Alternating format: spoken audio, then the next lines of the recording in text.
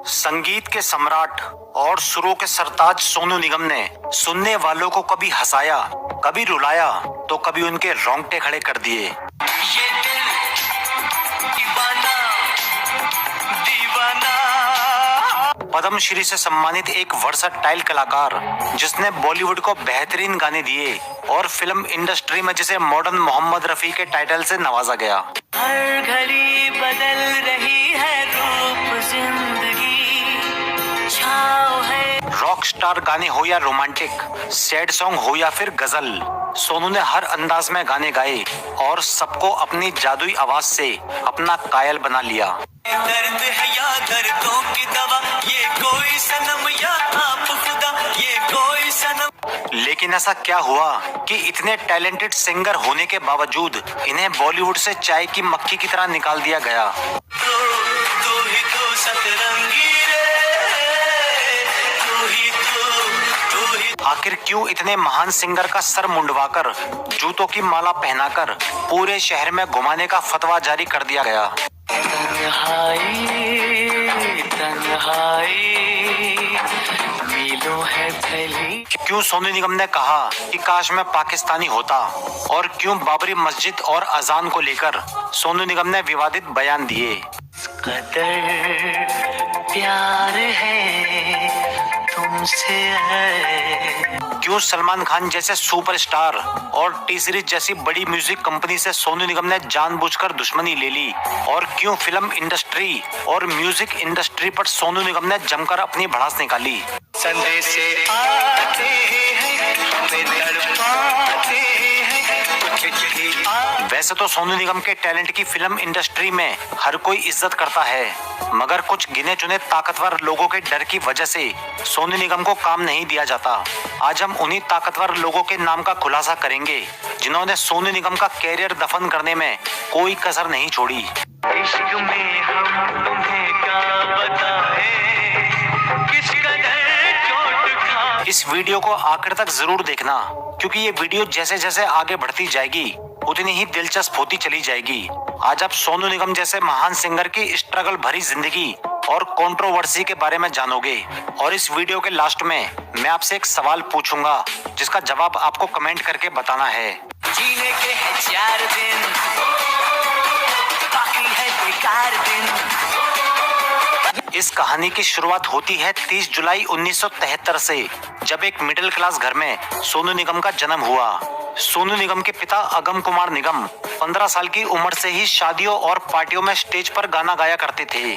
अगम कुमार ने love marriage की थी और इनके 3 बच्चे हुए, जिनमें सोनू निगम और उनकी 2 बहनें थी। जब सोनू निगम बहुत छोटे थे तब वो अपने पिता के साथ स्टेज शो के लिए जाया करते थे। सोनू निगम ने पहली बार 4 साल की उम्र में ही स्टेज पर एक गाना गाया था।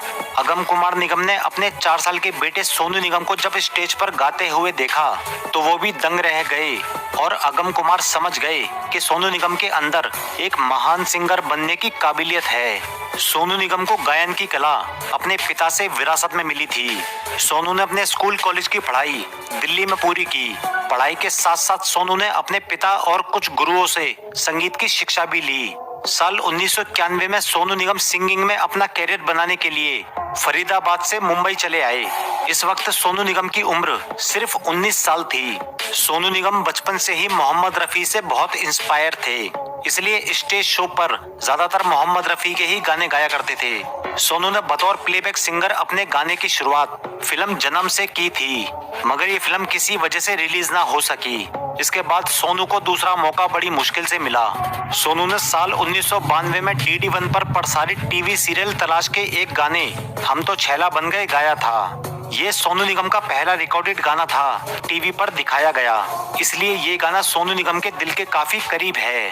तो छैला बन गए बबुआ, छैला बन गए। इसके बाद सोनू निगम की मुलाकात टी सीरीज के मालिक गुलशन कुमार से हुई।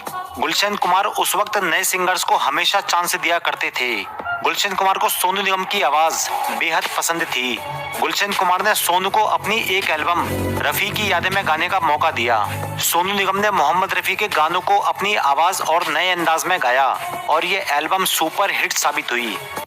मस्तानी है मेरी महबूब। इस एल्बम की लाखों कैसेटें सेल हुई और पब्लिक सोनू निगम को मॉडर्न मोहम्मद रफी के रूप में जानने लगी। Sonu Nigam T series company से जुड़ गए और एक के बाद एक सोनू निगम को गाने मिलने लगे। सोनू निगम ने टी सीरीज द्वारा बनाए गए कई भक्ति गीत भी गाए जो बहुत पॉपुलर हुए और घर घर ये गीत सुने जाने लगे। इसके बाद साल 1995 में आई फिल्म बेवफा सनम के गानों ने सभी के दिलों को जीत लिया। इस फिल्म के सभी गाने टी सीरीज द्वारा ही बनाए गए। इस फिल्म के हीरो कृष्ण कुमार थे जो कि गुलशन कुमार के ही सगे भाई थे। ये फिल्म तो सुपर हिट थी ही मगर इस फिल्म के गाने भी ब्लॉकबस्टर साबित हुए। सोनू निगम ने इस फिल्म में कई सारे गाने गाए जो बेहद शानदार थे और सोनू निगम द्वारा गाया हुआ अच्छा सिला दिया गाना लोग आज तक भुला नहीं पाए हैं। अच्छा सिला दिया तूने मेरे प्यार का, यार ने लूट लिया घर। ये गाना सोनू निगम के कैरियर में मील का पत्थर साबित हुआ। इसी गाने ने सोनू निगम की जिंदगी बदल दी और सोनू निगम को इस फिल्म के गानों से एक बड़ी पहचान मिली। इसके बाद सोनू निगम ने कभी पीछे मुड़कर नहीं देखा। 90s में सोनू निगम सबसे पॉपुलर गायकों में शामिल हो गए। उस वक्त ऐसी कोई फिल्म नहीं होती थी जिसमें सोनू निगम का गाया हुआ गाना ना हो।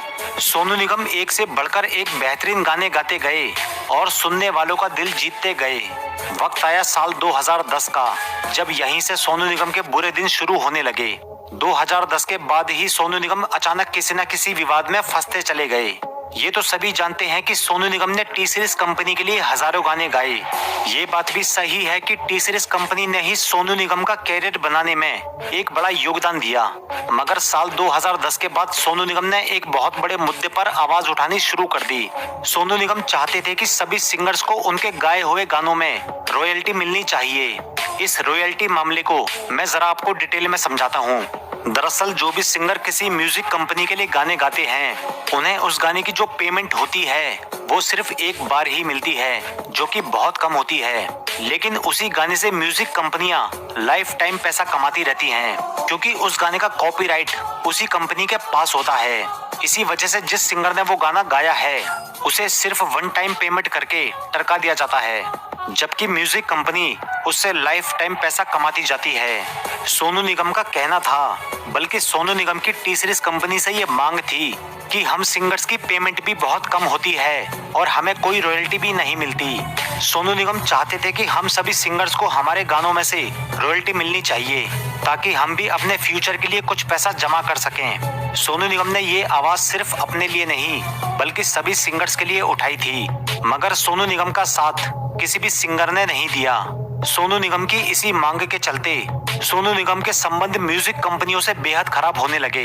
अधिकतर सिंगर्स ऐसे मुद्दे पर चुप ही रहते हैं क्योंकि उन्हें इस बात का डर रहता है कि कहीं उनका कैरियर खतरे में ना पड़ जाए क्योंकि म्यूजिक कंपनियां अपने आप में एक बहुत बड़ी ताकत होती हैं। इनसे पंगा लेने का मतलब है अपने कैरियर को दांव पर लगा देना। सोनू निगम